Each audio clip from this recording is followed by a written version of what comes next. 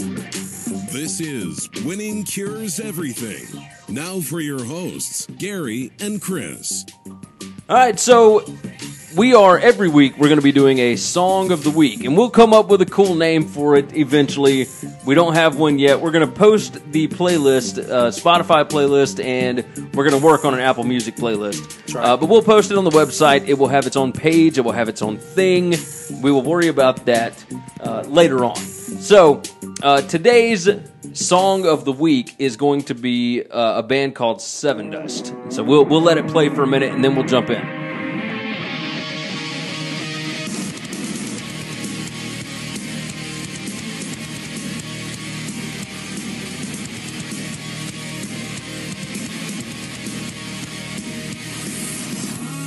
All right, now let me go on and tell you this.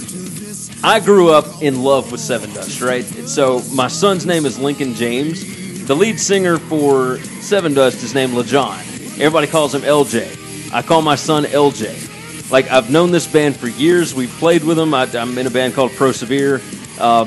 We played down in, they played in Orlando with a band called Shinedown. It was a big arena tour back in like 2010. My daughter was 4. My daughter would not talk to anybody other than myself and her mother at the time. Like, she wouldn't talk to anybody. Well, and our buddy Zach, who's the guitar player for Shinedown. But LJ has a little girl that's the exact same age as my daughter, and he is the only one that could get her to talk. It was awesome. So that band has been doing this since 1997, and I mean, they keep putting out good records. This one is off of the All I See Is War album, came out in May. Go check it out on Spotify, all that wonderful stuff. That is going to lead us into our hot takes of the week. Now, you went first last week. Yep. I'm going to go first this week. Go on. This is about the NBA. We are in the middle of the NBA free agency season. My hot take is this. Paul George, who just signed a 3+1 deal, so a 4-year contract. It's a 3-year with a player option. Correct. 4-year deal worth $147 million. I think Paul George will request a trade from Oklahoma City before 3 years of the contract is done. Okay. I don't know how hot take-ish that is.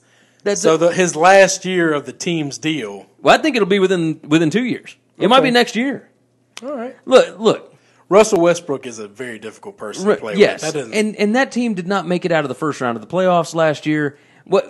The other side of this that's more insane, and we'll just go into the story, is that Oklahoma City is going to go into the luxury tax for Carmelo Anthony, Paul George, and Russell Westbrook. Way back when, a few years ago, they got rid of James Harden and then got rid of Reggie Jackson, so they would not go into the tax with Kevin Durant and Russell Westbrook. Ultimately, it cost them KD. This go round, they're going to pay their players, but I don't think it's going to make them any better. And PG-13 eventually is going to get tired of Russ. Correct. There's no doubt that's going to happen. The only move I can think that this makes sense for Oklahoma City is, and it doesn't make sense to me, but well, they're a small market. They're not going to be able to get free agents generally, unless they've been there. They're very equivalent to Memphis. Yes. There's a Memphis sports guy, covers the Grizzlies pretty well. We follow him. We know him. That firmly believes one of the good things about free agents looking at Memphis is we consistently overpay guys. This is entirely true. And so maybe that would draw a free agent here one day. But any free agent worth coming here he's going to get that money anywhere. Yeah. So the only way we're ever going to get somebody is to overpay him. I think it's a terrible philosophy. I think it's going to end badly, but we'll see. You got your hot take? My hot take is a little different. Okay. I'm going to preface this by saying this is about college baseball and the College Baseball World Series that just happened. All right. We're SEC guys. Arkansas was in it. The SEC had 3 teams make it to the final round, and I made the statement as soon as the final round was set that none of them were going to win because I thought Oregon State was that good, and I made a lot of SEC friends angry at me. I wasn't rooting against them, but you did say that Oregon State was the best team in the country. The best team in the country. Yes. And they're good. Did you watch Game 2. Yes, I watched Game 2. It was a travesty. So I'm gonna set it up. Okay, All right, go ahead. So for the people that didn't watch, Arkansas has not lost a game in the World Series. They are undefeated. They are up 1 game in a 3-game series. They are 1 strike away from winning the College World Series championships. And a foul ball, routine foul balls hit to the right field side. You have the second baseman, the first baseman, and the right fielder all standing there looking at it, and it falls on the ground. Foul ball that was catchable. Next, incredibly catchable.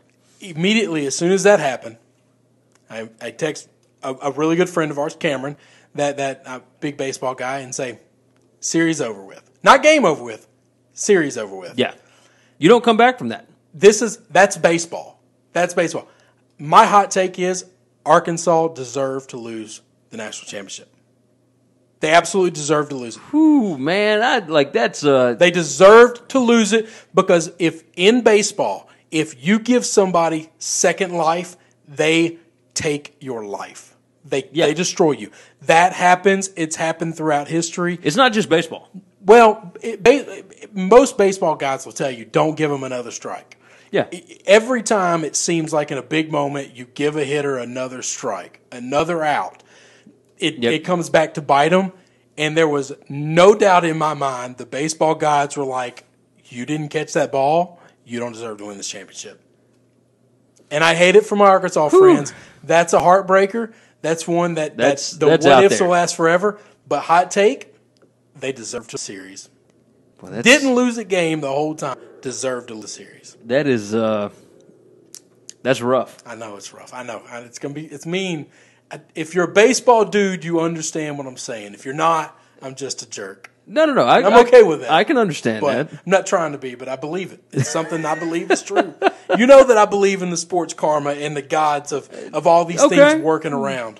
No, I'm with you. Wow. Hot take hot enough? That's pretty hot. Saying that they deserve to lose because they didn't catch a foul ball. Deserve to lose. That's out there. That's rough. That's bad juju. And then of course they show up third game, get 2 hits, and over. Yeah, but you can't come back from that. I mean, you're that close to it, and you don't get it done. It sticks with you. Think, guys, Taylor Austin, the pitcher that pitched third game. Yeah, I would tank for that guy.